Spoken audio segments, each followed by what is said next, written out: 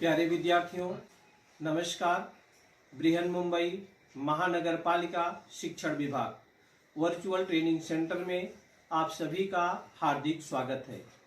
आपका वर्चुअल मार्गदर्शक जयप्रकाश आर मिश्रा। चलिए हम सीखने के लिए तैयार हो जाते हैं। आज हम लोग standard 4th subject EVS part 1 आज का अपना जो टॉपिक है वो है the value of food part 2। Value of food part 1 में हम लोगों ने भाकरी की कहानी शुरू किया था बच्चों। जब हम लोग खाना खाते हैं, हमारी मम्मी, हमारी आंटी, जो भी बड़े हैं, बहन खाना देती है तो बोलती है कि उतना ही खाना लो जितना खा सको, माने नुकसान मत करो। तो उसी के पीछे छिपी हुई कहानी है क्योंकि लोग ऐसा क्यों बोलते हैं बच्चों। बड़ी मेहनत से, बड़े परिश्रम के बाद खाना हमारी प्लेट में आता है तो हमें जितना खाना चाहिए उतना लेना चाहिए। इसी की कहानी हम लोगों ने शुरू किया था। तो हम लोग कहानी कहाँ तक ले गए थे उसके आगे हम आज इस वीडियो में आपको बताएंगे। तो द वैल्यू ऑफ फूड, अमूल्य भोजन। ये भोजन में हमारे फ्रूट भी आता है, ग्रेन भी आता है, प्रोटीन आता है, वेजिटेबल्स आता है। मतलब ये सारा मिला करके हमको बैलेंस डाइट, संतुलित भोजन हम करते हैं।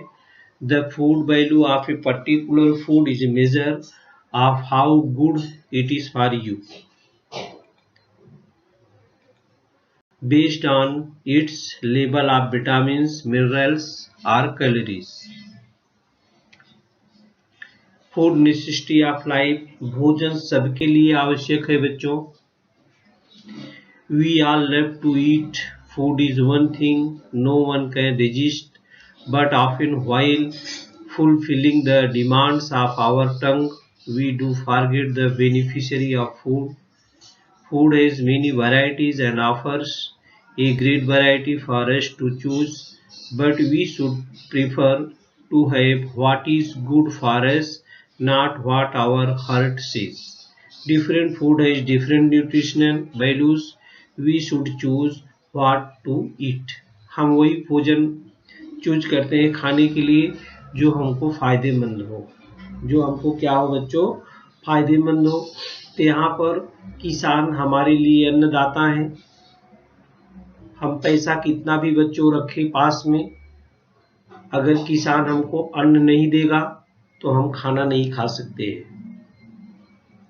यहाँ का कहानी किसान से शुरू होती है। द स्टोरी ऑफ ए भाकरी। किसान सबसे पहले क्या करता है बच्चों, पहले वो खेत की जुताई करता है। जैसे हम लोग परीक्षा देने की तैयारी करते हैं, पढ़ाई लिखाई करते हैं शुरू से, वैसे सबसे पहले किसान खेत की जुताई करता है। पहले बैल से करता था, आजकल मशीनरी युग आ गया है, टेक्नोलॉजी हो गई है, तो ट्रैक्टर से जुताई करता है। तो कम समय में ज्यादा काम हो जाता है मशीन से। पहले इस प्रकार से हल से जुताई करता था किसान। इसके बाद मिट्टी एकदम भुरभुरी बना लेता था, माने बीज बोने योग्य बना लेता था। जैसे हम लोग परीक्षा की तैयारी करते हैं कि पढ़ाई लिखाई करके अब परीक्षा आ गई, 6वीं परीक्षा या सालाना वार्षिक परीक्षा, तो उसी प्रकार से किसान भी अपनी तैयारी, खेत की तैयारी करता है। हम पढ़ाई लिखाई की तैयारी करते हैं, किसान खेत की तैयारी करता है। इसके बाद वो क्या करता है, जब समय आ जाता है, सबका समय होता है टाइम, तो उसी समय वो क्या करता है, खेत में बीज बो देता है। और आप देख रहे हैं खेत में बीज बोने के बाद seedling growing in the field, बीज उगाता है और इसके बाद पौधे धीरे धीरे बड़े हो जाते हैं। जो बीज हम बोते हैं उस बीज के अलावा भी उसमें अप्रण दूसरे खरपतवार भी पैदा हो जाते हैं, तो उनको हम निकाल देते हैं, उसको निराई करना कहते हैं। धीरे धीरे पौधों को उचित मात्रा में फर्टिलाइजर, खाद, पानी समय समय पर देते रहते हैं और धीरे धीरे क्या होता है बच्चों, पौधे हमारे बड़े हो जाते हैं। ये देखिए पौधे बड़े हो गए। बारिश का भी पानी इस पर पड़ता है, जो बारिश की फसल रहती है, और जब बारिश की फसल नहीं रहती है तो बाहर से हमको उसकी सिंचाई करना पड़ता है, उसको इरिगेशन बोलते हैं।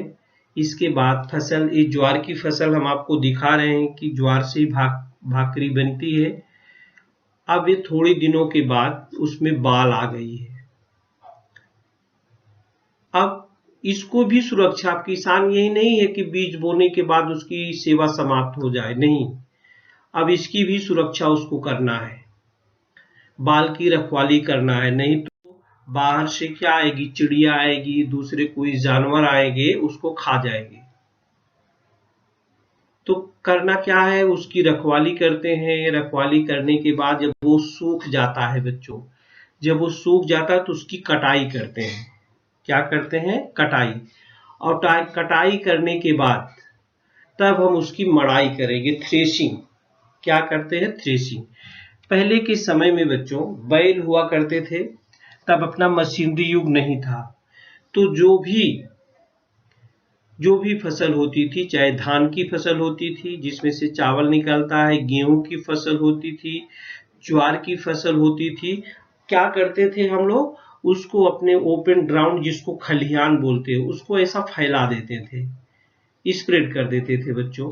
क्या करते थे, स्प्रेड, फैला देते थे, धूप लगती थी उसमें।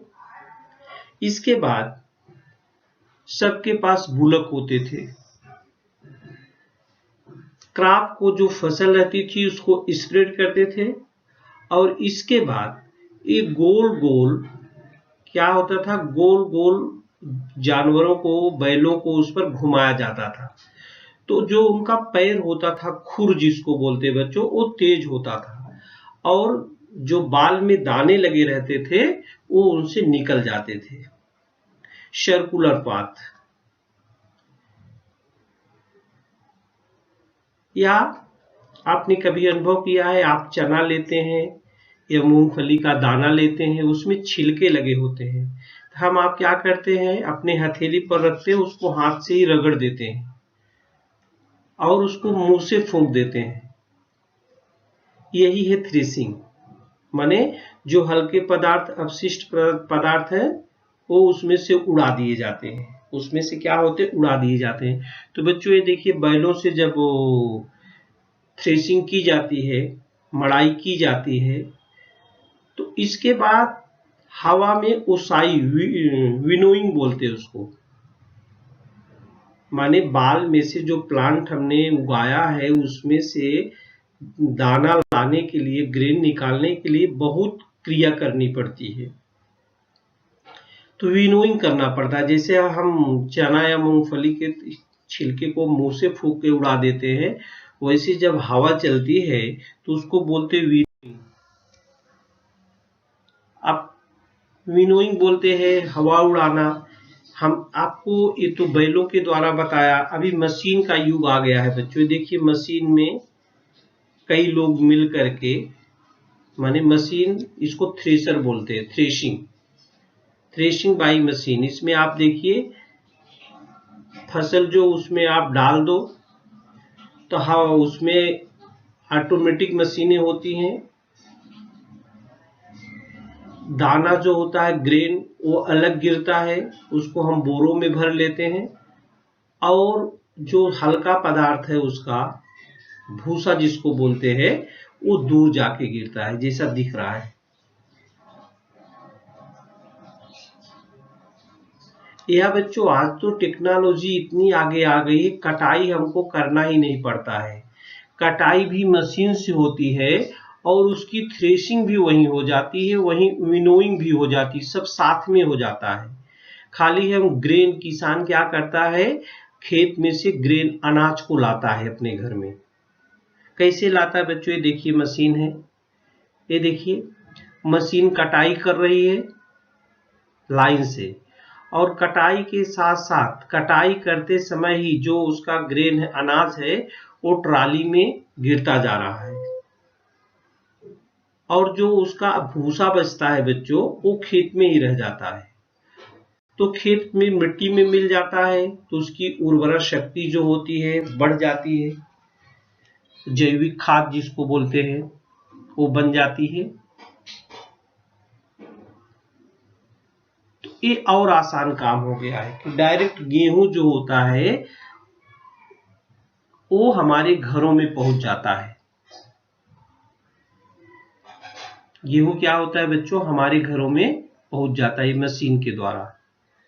और जो ये दिन भर में काम किसान करता था वो अभी कुछ घंटों में आराम से हो जाता है। देखिए फसल को लाइन से कैसे काट रहा है और उसमें से गेहूं निकाल करके बाहर मशीन से बाहर कर दे रहा है। माने सब काम एक साथ होता जा रहा है। ये मशीनरी युग है, टेक्नोलॉजी है बच्चों। इससे किसानों की पैदावार भी बढ़ी है। किसान अभी इतना पैदा करता है, हम सबको खिलाता है, उसके बाद जो अन्न बच जाता है उसको भंडारण के लिए रखना पड़ता है, स्टोर करके रखना पड़ता है बच्चों। स्टोर क्यों करता है, आप लोगों ने कभी सोचा है इसके बारे में? छोटी सी कहानी बता देता हूं स्टोरेज का भी बच्चों। कभी कभी हम लोग अपने घर में 1 महीने का राशन स्टोर करके रखते हैं।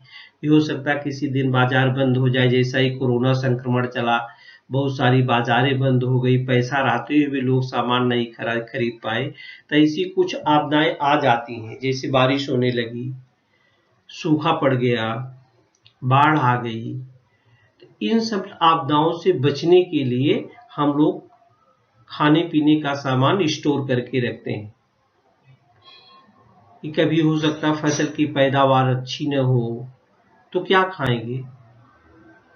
इन सब से निजात पाने के लिए हम क्या करते हैं, सरकार क्या करती है, हमारे अनाज को खरीदती है और बड़े बड़े गोदामों में रखती है कि सूखा पड़ गया, अकाल पड़ गया, 1 साल 2 साल 6 महीना, तो सरकार सबको क्या करती, अन्न के लिए भूखे नहीं मरेंगे लोग और खा सकते हैं, इसलिए स्टोर करके रखना पड़ता है। ये देखिए यहाँ पर अनाज तैयार हो गया है बच्चों, घर आएगा। विनोइंग कैसे करते हैं, देखिए हवा चलती है और ये क्या कर रही है, देखिए जो जिसमें अभी मशीन से तो अलग अलग हो जाता है, लेकिन जब बैल बुलक थे तब क्या करना पड़ता था, इसको अपशिष्ट पदार्थ को हवा के माध्यम से दूर उड़ा दिया जाता था। इसको कहते हैं ओसाई विधि, विनोइंग,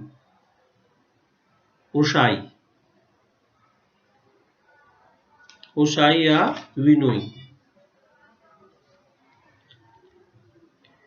ये देखिए ये भी विनोइंग ही है। तो इस प्रकार से अगर कटाई भी हो गई फसल की, उसकी मड़ाई भी हो गई, उसकी ओसाई भी हो गई, विनोइंग भी हो गई, यहीं पर कहानी बच्चों खत्म नहीं होती है, अभी कहानी बहुत लंबी है।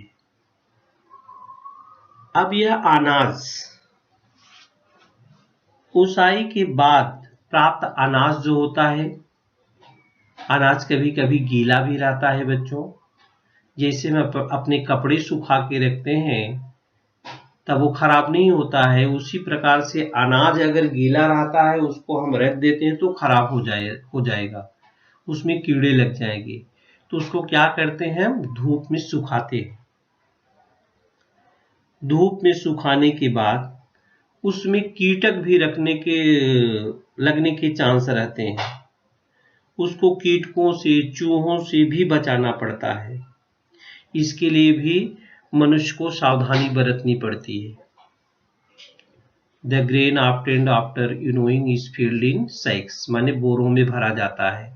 Proper care is taken to make sure that it will not be attacked by insects, माने इसके लिए उपयुक्त सावधानी बरतनी पड़ती है। जो घर के उपयोग के लिए अनाज है, किसान के पास तो बहुत सारा अनाज पैदा होता है, तो घर के उपयोग के लिए आवश्यक अनाज जो होते घर पर रख लेते हैं। इसके बाद बचा हुआ अनाज जो होता है,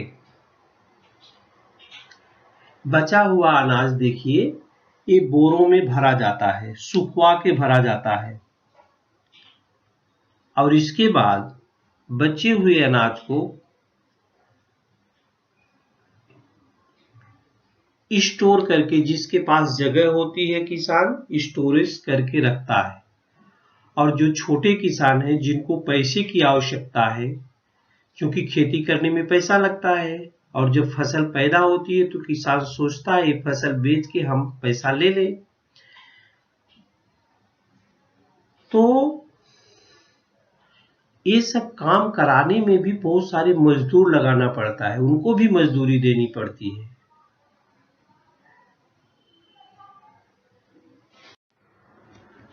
होता क्या है, वो बैलगाड़ी से किसान अब बोरों में भर लिया, बोरा तैयार हो गया है, बैलगाड़ी से, छोटा किसान है तो बैलगाड़ी का यूज कर सकता है, नहीं तो ट्रैक्टर से वह अपने अनाज को कहाँ ले जाता है, बाजार में ले जाता है। तो बाजार में वह ले गया, वहां पर खुद नहीं बेच सकता है बच्चों, वहां पर ट्रेडर्स होते हैं, होलसेलर होते हैं, वो आपका अनाज लेने का बेचने का काम करते हैं, वो कमीशन लेते हैं।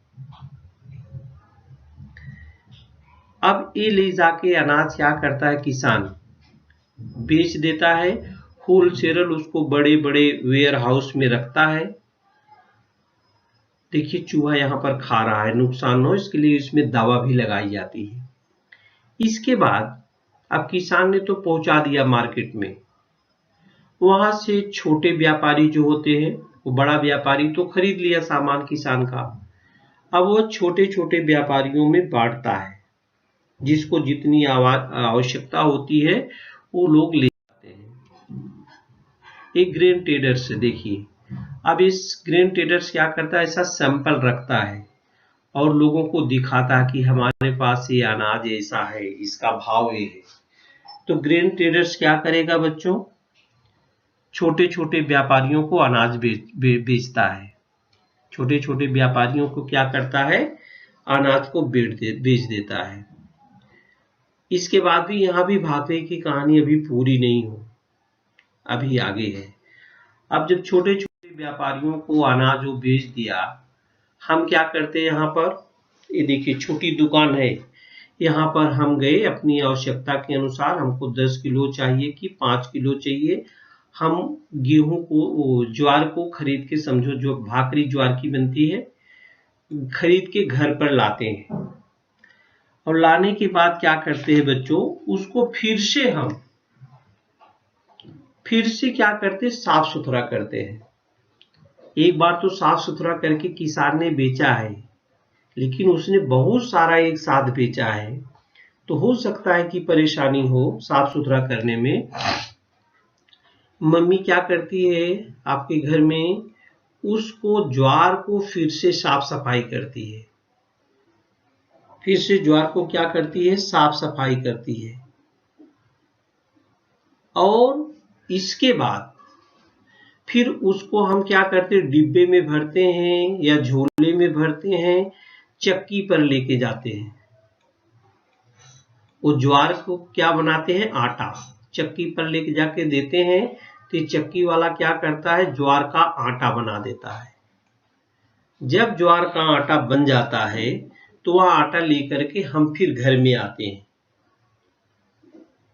और इसके बाद मम्मी तब उसकी रोटी बनाती है, मम्मी तब उसकी जा करके क्या बनाती है, रोटी। Now would it be right to waste food that we get through the efforts of so many people? तो आपने देखा खेत की तैयारी से लेकर के आटा तैयार होने तक में कितने लोगों ने काम किया,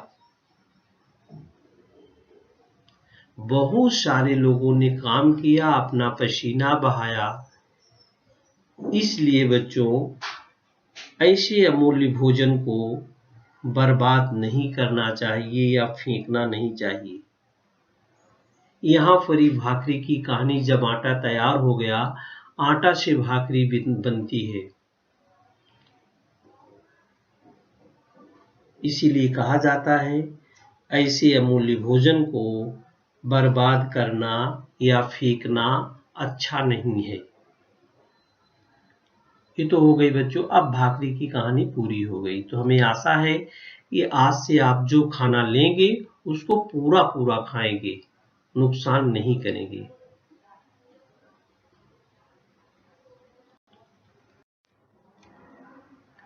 अब देखिए, कुछ फसल ऐसी भी है बच्चों जो जमीन में नहीं पैदा होती है। जैसे आपने इसको देखा होगा, इसका नाम है सिंघाड़ा।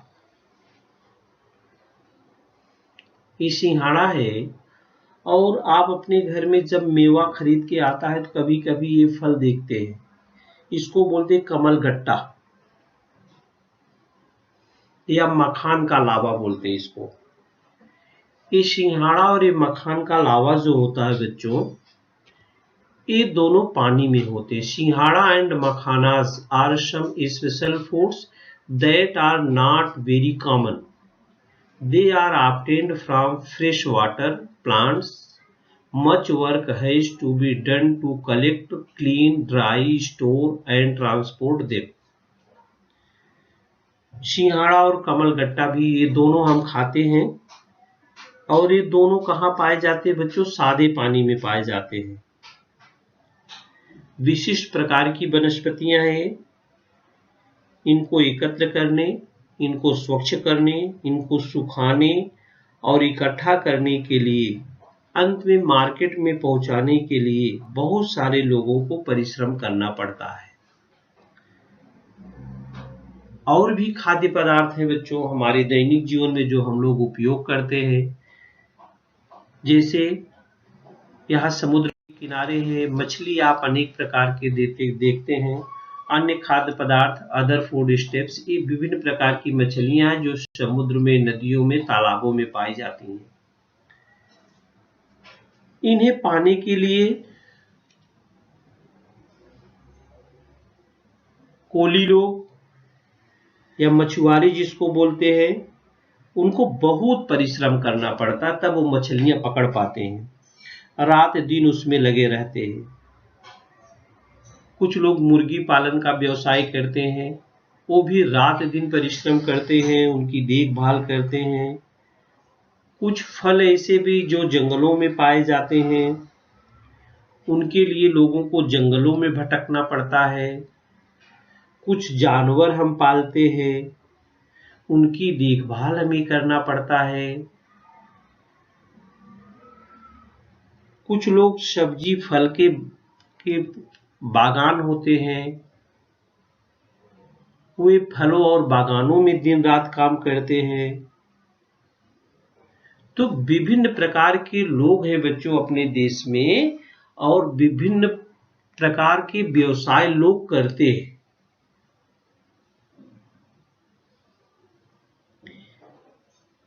All these people put in a lot of hard work in their own occupations. सभी लोगों को अपना अपना जो व्यवसाय है वो करने के लिए अत्यधिक परिश्रम करना पड़ता है। उनके प्रयासों के द्वारा हमें विविध प्रकार के जो खाद्यान्न हैं वो प्राप्त होते हैं। इन खाद्य पदार्थों का भंडारण, परिवहन, उत्पादन और संरक्षण पर खूब खर्च करना पड़ता है। इसलिए हम सब लोगों का ये दायित्व बनता है कि बच्चों खाद्य पदार्थों की बर्बादी नहीं करनी चाहिए। खाद्य पदार्थों की क्या करना चाहिए? बर्बादी नहीं होनी चाहिए।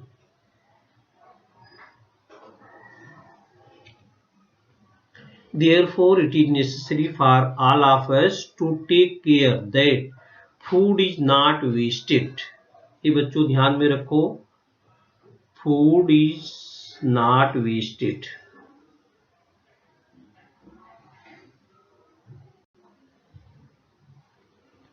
तो हम लोगों ने इस पाठ में क्या सीखा?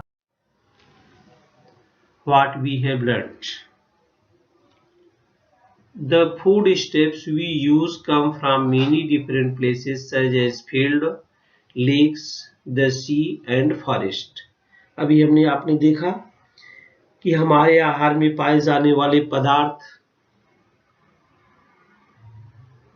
कुछ सागर में भी पाए जाते हैं, जंगलों में पाए जाते हैं, पशुपालन द्वारा प्राप्त होते हैं, झीलों में मिलते हैं, जंगलों में भी मिलते हैं।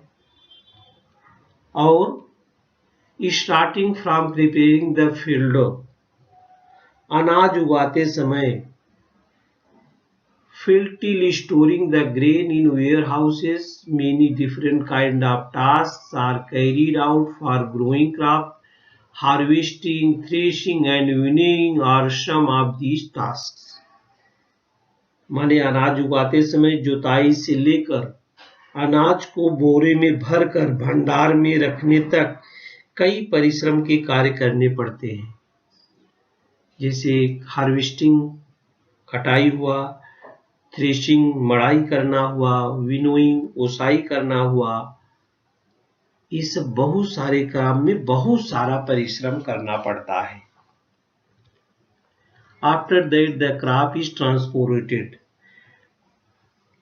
जब फसल तैयार हो जाती है तो उसको मंडी तक ले जाना, वहां पर बिक्री करना, खाद्य पदार्थ तैयार करना, इस बहुत सारे कार्य करने पड़ते हैं। Then do we get food on our plates, तब कहीं जाकर भोजन हमारी थाली में आता है। As with growing grain much hard work goes into producing other food stuffs too, भोजन का अपव्यय न हो इसलिए हम सब लोगों को इसकी सावधानी रखनी चाहिए। हमें सदैव ध्यान में क्या रखना चाहिए बच्चों?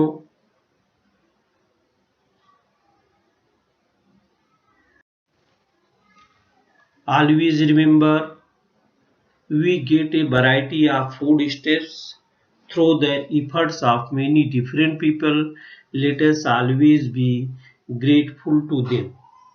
बहुत से लोगों के परिश्रम और प्रयास से हमें विभिन्न प्रकार के खाद्य पदार्थ प्राप्त होते हैं। हमें इन सभी लोगों के प्रति कृतज्ञ होना चाहिए। ये देखिए कितने लोग लगे हुए हैं भोजन प्राप्त करने में, तो हमें सभी लोगों के प्रति कृतज्ञ होना चाहिए। सभी लोगों के प्रति क्या होना चाहिए बच्चों? कृतज्ञ होना चाहिए।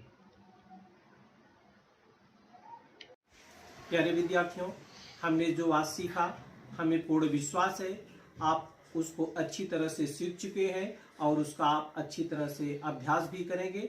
आज के लिए इतना ही, धन्यवाद।